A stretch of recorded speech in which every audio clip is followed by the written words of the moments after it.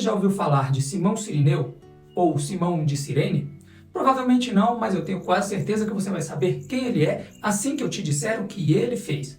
Simão, da cidade de Cirene, é o nome do homem que ajudou Jesus a carregar a sua cruz no caminho para o Gólgota, a sua marcha para a crucificação. E nesse vídeo, que comemora a chegada dos nossos primeiros 1000 inscritos aqui do canal, eu vou te contar essa história com alguns detalhes e aplicações para a nossa vida espiritual moderna. Então, se você quer aprender coisas novas que te ajudarão a crescer espiritualmente, fica comigo até o fim desse vídeo, pois eu tenho certeza que você não vai se arrepender. Quero dizer também que sou muito grato pela sua inscrição e dizer que todos que se sentirem à vontade são muito bem-vindos aqui no canal. Meu nome é Adriano Santos e esse é o canal Urântia Reencontro, um canal dedicado a divulgar de forma clara a mensagem contida no livro de Urântia. E este é mais um vídeo que tem por objetivo abençoar a sua vida com a verdade revelada. Por isso, se você gosta desses temas, não perca tempo. Clique agora no botão vermelho abaixo, onde está escrito inscreva-se para se juntar à nossa comunidade de buscadores do conhecimento revelado. Tudo que você precisa fazer, como eu já disse, é clicar no botão vermelho abaixo e também no ícone de sininho para não perder nenhum dos nossos próximos vídeos. Feitas as apresentações, vamos ao conteúdo. Nesse vídeo eu vou te apresentar Simão Cirineu ou Simão de Cirene, o homem que foi obrigado pelos soldados romanos a ajudar Jesus a carregar a sua cruz no momento de quase exaustão física a caminho do Gólgota, o lugar onde Jesus seria crucificado, e vou te dar também o meu ponto de vista de aplicação espiritual e prática desse episódio, e ao final desse vídeo você vai entender o que esse episódio tem a ver com a nossa vida moderna. Então fica comigo até o fim desse vídeo para expandir o seu conhecimento. O documento 187 do livro de Urântia trata sobre a crucificação. Logo no tópico 1 desse documento está escrito que o mestre andava penosamente pelo caminho da crucificação, pois ele estava muito cansado, quase exausto. Não tinha ingerido nem alimento, nem água desde a última ceia na casa de Elias Marcos. Nem lhe tinha sido permitido gozar de um momento de sono. Além disso, havia sido realizado um interrogatório atrás do outro até a hora da sua condenação. Para não mencionar os açoites abusivos, o sofrimento físico e a perda de sangue consequente. A tudo isso ainda se sobrepunham uma extrema angústia mental, a sua aguda tensão espiritual e um sentimento terrível de solidão humana. Pouco depois de passar pelo portão do caminho de saída da cidade, Jesus cambaleou, carregando a viga da cruz. A sua força física momentaneamente diminuiu e ele caiu sob o peso da sua pesada carga. Os soldados gritaram com ele e chutaram-no, mas ele não conseguia levantar-se. Quando o capitão viu isso, sabendo que Jesus havia já suportado, comandou aos soldados que desistissem e então ordenou a um transeunte, um tal de Simão da cidade de Cirene, que tirasse a viga da cruz dos ombros de Jesus e obrigou-o a carregá-la pelo caminho até o Gólgota. Esse homem, Simão, havia vindo da longa estrada de Cirene, no norte da África, para assistir à Páscoa. Ele estava alojado junto com outros sirineus no lado de fora dos muros da cidade e encontrava-se a caminho dos serviços do templo na cidade quando o capitão romano ordenou que carregasse a viga da cruz de Jesus. Simão permaneceu durante todas as horas da morte do mestre na cruz, conversando com muitos dos amigos e também dos inimigos dele. Depois da ressurreição e antes de deixar Jerusalém, ele tornou-se um crente destemido do Evangelho do Reino. E quando retornou ao seu lar, ele conduziu a sua família ao Reino Celeste. Os seus 2 filhos, Alexandre e Rufus, transformaram-se em instrutores muito eficientes do novo Evangelho lá na África. Então vejamos, os personagens principais nesse trecho são Jesus Cristo, os soldados romanos, Simão, o Cirineu. O cenário é a cidade de Jerusalém, especificamente o caminho para o Gólgota, o local onde eram feitas as crucificações. A trama principal gira em torno da condenação de Jesus à crucificação, em decorrência da sua acusação de se proclamar o rei dos judeus. Pilatos, o juiz, é pressionado pelas autoridades judaicas para condenar Jesus e, apesar das contestações dessas autoridades, insiste em rotular Jesus como o rei dos judeus. Jesus é forçado a carregar a viga da cruz até o Gólgota, mas devido ao esgotamento físico, Simão, o cirineu, é convocado para lhe ajudar. No fim, Jesus é pregado na cruz junto com 2 ladrões. Os motivos por trás da trama são os conflitos religiosos e políticos existentes na época. A crucificação de Jesus simboliza uma tentativa de eliminar a ameaça que ele representava à ordem estabelecida. Os resultados são a morte de Jesus e o início de uma nova era de perseguição e sofrimento para Jerusalém e os seguidores de Jesus, conforme Jesus havia previsto. Apesar da sua morte, a figura de Jesus e sua mensagem de amor e compaixão persistiram, exemplificados pela conversão de Simão, o cirineu, e seus filhos ao Evangelho do Reino. Durante sua vida, o Mestre Jesus proclamou a verdade salvadora e libertadora que tanto ameaçava a ordem social, política e religiosa que existia na época. Jesus se preocupou em inspirar e treinar os seus seguidores a continuarem o seu trabalho de divulgação e instrução do conhecimento verdadeiro. Estes seguidores, apesar de suas individualidades e crenças, estavam todos unidos por um sentimento, uma meta, uma missão. Esta união de pessoas em cima do propósito de cumprir as instruções do Mestre foi chamada de Igreja, com I maiúsculo, pois se referia à Assembleia da Reunião dos Fiéis. De forma que a verdadeira Igreja, a fraternidade de Jesus, é invisível, é espiritual e é caracterizada pela unidade, não necessariamente pela uniformidade.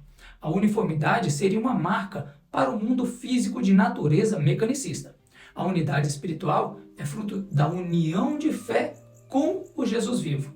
No entanto, essa fraternidade se transformou em uma religião institucionalizada e o seu poder para o bem ficou reduzido, ao passo que as possibilidades para o mal se tornaram grandemente multiplicadas.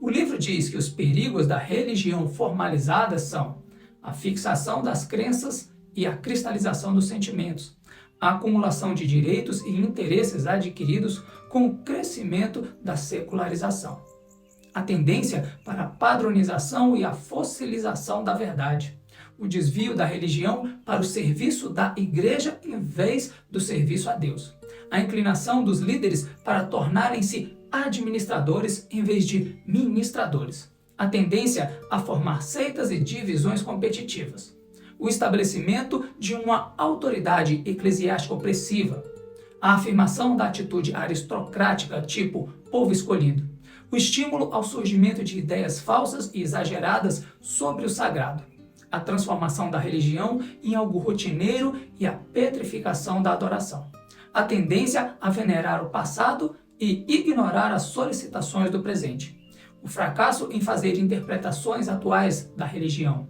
o envolvimento com as funções das instituições seculares, a criação do mal que é a discriminação por castas religiosas, o perigo de a religião transformar-se num juiz ortodoxo, intolerante, o fracasso em manter vivo o interesse da juventude aventurosa e a perda gradativa da mensagem salvadora do Evangelho da salvação eterna. Os reveladores continuam dizendo que a cristandade se defronta seriamente com a condenação que está incorporada em um dos seus próprios slogans. Uma casa dividida contra si própria não poderá sobreviver. O mundo não cristão dificilmente render-se-á a uma cristandade dividida em seitas. O Jesus vivo é a única esperança de uma unificação possível da cristandade. A igreja visível deveria recusar-se a continuar impedindo o progresso da irmandade invisível e espiritual do reino de Deus. E essa fraternidade está destinada a tornar-se um organismo vivo, ao contrário de uma organização social institucionalizada. ela pode muito bem servir-se dessas organizações sociais, mas não deve ser suplantada por elas. Agora, deixa eu explicar o meu ponto de vista. Certamente que não temos como voltar no tempo para ver novamente Jesus transportando aquela viga que compunha sua cruz. Jesus foi crucificado, expirou o último suspiro humano e fez a passagem para o mundo espiritual de forma gloriosa e vitoriosa, nos mostrando que a jornada da vida pode se estender além da existência material. Ele nos mostrou o caminho, o passo a passo para conseguirmos descortinar esta possibilidade em nossas vidas. E agora ele se encontra reinando com soberania plena sobre o seu universo criado, como assegurado no texto bíblico de Mateus 28:18, que diz: "Foi-me dada toda a autoridade no céu e na terra", e confirmado também pelo livro de Urântia. Apesar de Jesus não estar mais presente corporalmente em nosso meio, ele deixou um organismo vivo, composto por pessoas que creem em seus ensinamentos e que se consideram membros do corpo do qual ele é a mente. Esta união espiritual de pessoas crentes e engajadas no serviço ao reino celeste recebeu o nome de igreja. Note que aqui não me refiro a nenhuma denominação religiosa ou templos, a igreja visível, mas sim a igreja invisível, a união de pessoas que, assim como Simão Cireneu, tiveram um encontro com Jesus, o conheceram e engajaram-se voluntariamente no seu serviço de amor à humanidade. Essas pessoas são a verdadeira igreja de Jesus, a igreja invisível que o livro cita. Essa igreja vem doando sua vida, seu tempo, seus pensamentos, sua energia, dividindo com o Cristo o trabalho de transportar a viga do Evangelho e espalhar a boa mensagem ao mundo. E por que eu digo que ela está transportando a viga de levar o Evangelho? Justamente porque esse serviço requer sacrifício de tempo, envolvimento, busca por melhora contínua, ou seja, para me envolver no trabalho de salvação dos meus irmãos, eu tenho que permitir que o meu ego vá com Jesus para o Gólgota.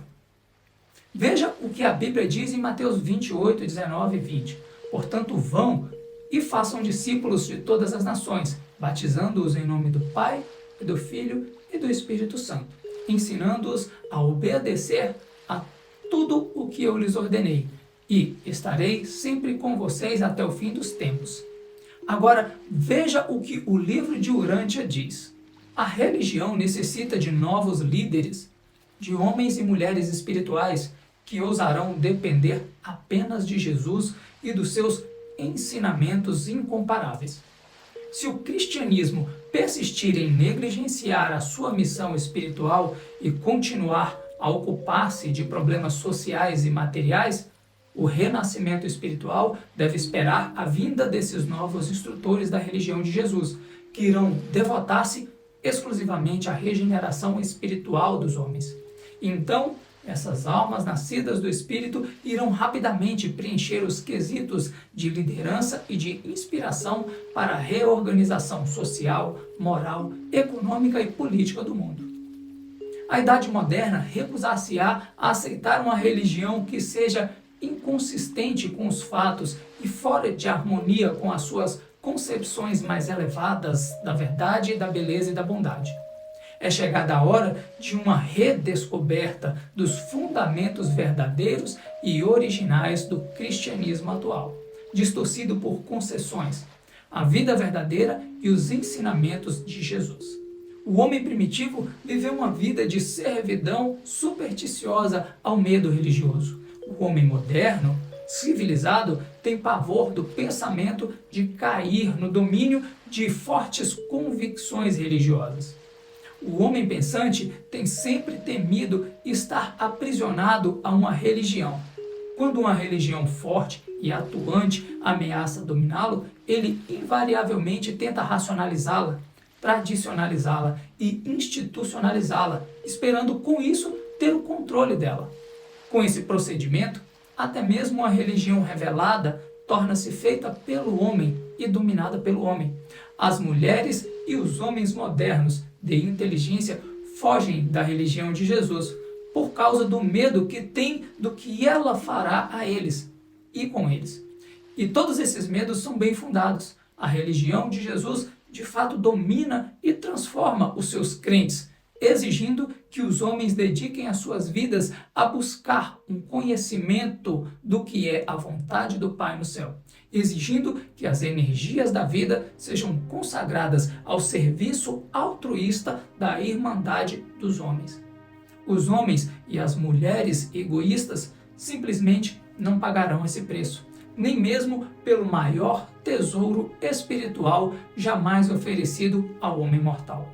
Só quando se houver tornado desiludido bastante por desapontamentos tristes que acompanham as buscas tolas e decepcionantes do egoísmo, e depois da descoberta da esterilidade da religião formalizada, é que o homem dispor-se-á a voltar-se de todo o coração para o Evangelho do Reino e a religião de Jesus de Nazaré. O mundo necessita mais de uma religião de primeira mão. Mesmo o cristianismo, a melhor das religiões do século XX, não é apenas uma religião sobre Jesus, mas é amplamente uma religião na qual os homens experimentam coisas por intermédio de outras pessoas. Eles tomam a sua religião totalmente como é passada pelos instrutores religiosos consagrados. Que despertar experimentaria o mundo se pudesse tão somente ver como Jesus realmente viveu na Terra e conhecer de primeira mão os ensinamentos dados pela sua própria vida. As palavras que descrevem as coisas belas não conseguem emocionar como as próprias coisas, nem podem as palavras de um credo inspirar as almas dos homens como o pode a experiência de conhecer a presença de Deus. Mas a fé atenta sempre manterá a porta da esperança da alma do homem aberta para a entrada das realidades espirituais eternas, dos valores divinos, dos mundos além deste. Minhas reflexões me levam ao seguinte raciocínio. Nós, homens e mulheres de inteligência e perspicácia espiritual, que já encontramos e compreendemos a mensagem do livro, estamos sendo amorosamente chamados a participar do maior e mais digno serviço à humanidade. A nós está sendo dada a oportunidade de dividir o peso da cruz com a igreja, que é o corpo de Cristo. Porém, nenhum soldado romano vai nos obrigar a isso. Nós mesmos devemos perceber o tamanho da honra que existe nesse trabalho e decidirmos por ajudar de forma positiva. Um detalhe muito importante que o livro diz é que era estritamente contra a lei demonstrar sentimentos amistosos por alguém que estava sendo conduzido à crucificação. Ao povaréu era permitido escarnecer, ridicularizar e zombar dos condenados, mas não era permitido que fosse expressa nenhuma simpatia por eles. Sabe o que isso quer dizer? Que provavelmente sofreremos reprimendas por demonstrar sentimentos amistosos a Jesus, à igreja nesse caminho. A nós é permitido pela sociedade apenas zombar, ridicularizar, escarnecer, mas ajudar a verdadeira igreja, o corpo de Jesus nesse caminho, continua sendo proibido e certamente é um ato de coragem que pode sim ter suas consequências. E eu sei que ao dizer isso posso estar espantando a maioria dos ouvintes, mas sinto que preciso ser honesto, pois Jesus sempre foi honesto com seus seguidores. Veja as palavras dele na Bíblia. Lucas 9, 23 a 26. E dizia a todos: se alguém quer vir após mim, negue-se a si mesmo e tome cada dia a sua cruz e siga-me, porque qualquer que quiser salvar a sua vida, perdê-la-á. Mas qualquer que, por amor de mim, perder a sua vida, a salvará. Por quê? Que aproveita o homem granjear o mundo todo, perdendo-se ou prejudicando-se a si mesmo. Porque qualquer que de mim e das minhas palavras se envergonhar, dele se envergonhará o Filho do Homem, quando vier na sua glória e na do Pai e dos santos anjos. Agora veja no livro de Urântia, no documento 140. E o mestre disse certa vez: quem quiser salvar a sua vida, irá perdê-la, mas quem perder a sua vida, encontrá-la-á. Felizes aqueles que são perseguidos por causa da sua retidão, pois deles é o reino do céu. Felizes deveis ficar quando os homens vos insultarem, perseguirem e lançarem falsamente todo o tipo de mal contra vós. Rejubilai-vos na alegria mais extrema, pois grande é a vossa recompensa nos céus.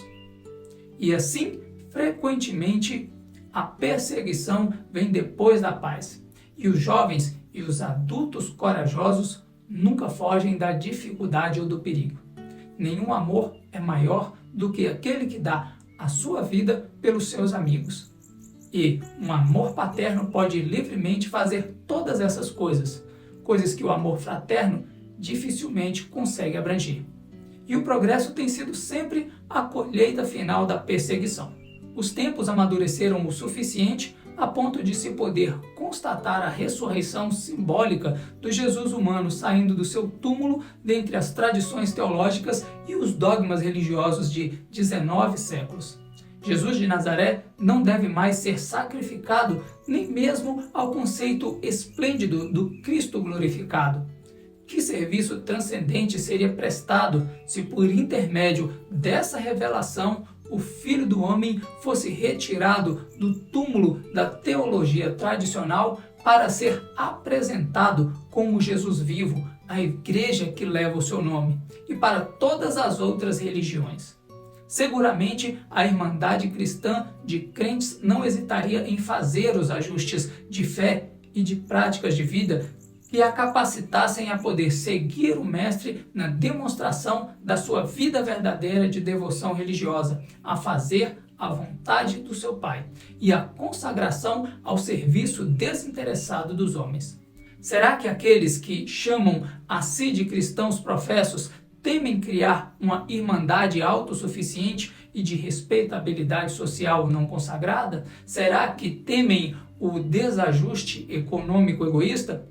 Acaso a cristandade institucionalizada teme que a autoridade eclesiástica tradicional esteja em perigo, ou mesmo que seja arruinada, se o Jesus da Galileia for reestabelecido nas mentes e nas almas dos homens mortais como o ideal de vida religiosa pessoal?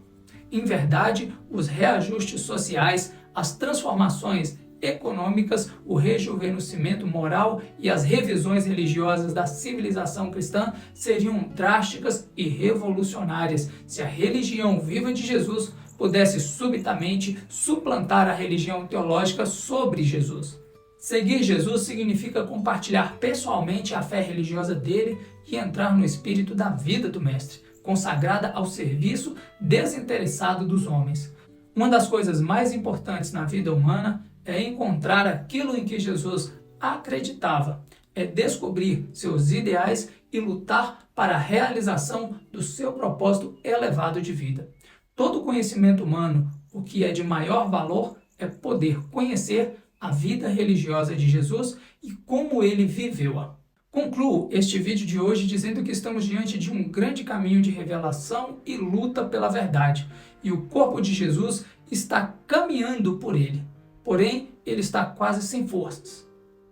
Onde estão os irmãos sirineus desse tempo? Quem será capaz de demonstrar simpatia por ele nesse momento? Meus irmãos, esse é um vídeo para estimular a reflexão íntima. O serviço ao reino requer coragem e atitude.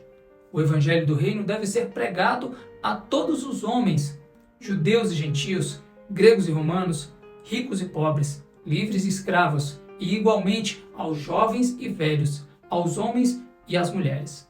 No documento 143 diz: porque o meu Pai é um Deus de amor e júbilo na prática da misericórdia, não vos impregneis da ideia de que o serviço ao reino deverá ser de facilidade monótona. A ascensão ao paraíso é a aventura suprema de todos os tempos. É a árdua realização da eternidade. O serviço do reino na terra apelará para toda a virilidade corajosa que vós e vossos colaboradores possam reunir. Muitos de vós sereis levados à morte por causa da vossa lealdade ao evangelho desse reino. Fácil é morrer na frente física da batalha, onde a vossa coragem é fortalecida pela presença dos vossos camaradas na luta. mas uma forma mais elevada e mais profunda de coragem e devoção humana é necessária ao sacrificardes a vida calmamente e a sós, pelo amor de uma verdade guardada no relicário do coração mortal. Que Deus nos fortaleça na fé para a glória do seu santo nome e para a concretização de seus supernos ideais na terra, aos homens de boa vontade. Obrigado pela sua companhia e interesse. Reforço o meu convite para que você venha participar de nossa comunidade de buscadores e se inscreva no canal, clicando no botão vermelho abaixo.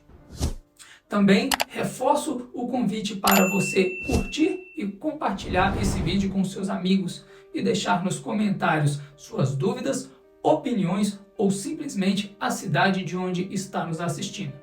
Sem mais para o momento, me despeço, deixando um grande abraço a todos vocês.